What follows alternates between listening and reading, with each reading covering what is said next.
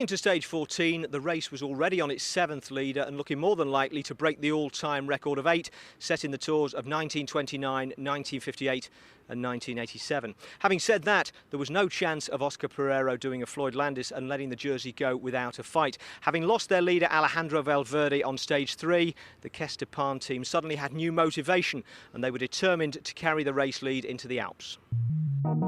Stage 14 took the race over a couple of nasty second category climbs towards a fast downhill finish into Gap. Spectacular scenery, but treacherous too, with the roads that weren't actually melting covered in loose gravel. A group of 6 riders got away and looked like staying away until this happened. And there's been a crash at the back here. There's a dramatic crash at the back, and that was just going round one of these corners, and I do not know how that happened at all. This is really remarkable. I think this is Kessler. Well, here we have, this is how it happened, and it's amongst the break, and in fact, oh dear me, Kessler took a very nasty tumble there, and it was in fact David Cañada locked up, seeing the reaction at the front. Well, that is a bad crash, and this looks as though Cañada suspects he's broken his collarbone. Well, 3 men ended up on the ground, and 2 of them were out of the race. Rick Verbrugge of Cofidis with a suspected broken left leg, and Saunier Duval's David Cañada with the classic cyclist injury, a fractured collarbone.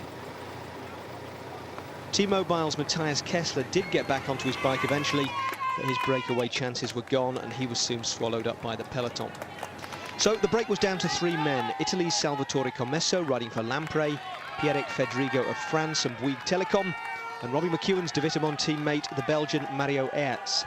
Aerts, though, didn't survive the final climb, so the break was down to 2. And the gradient was causing splits in the main field behind as well. What was left of the bunch, though, was closing in on the front pair, and the question heading into Gap was whether Commesso and Fedrigo could survive to fight it out for the stage between themselves.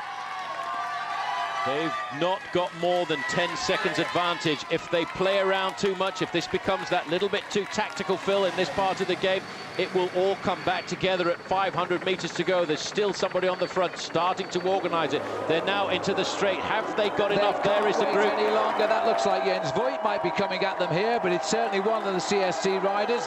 And now this is a huge gamble here. Commesso wants to win, and he doesn't know what to do about this because he wants to lead out.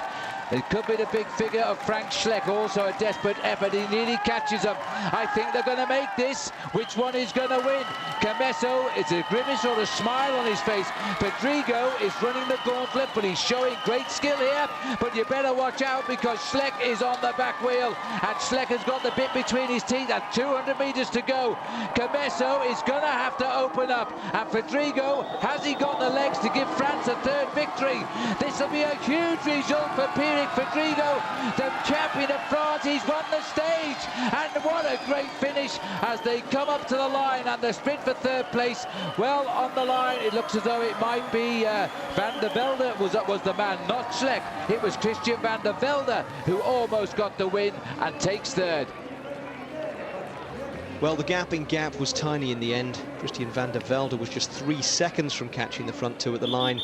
And that was academic for Pierrick Fedrigo. His first ever Tour de France stage win, and the 3rd by a home rider in this year's race.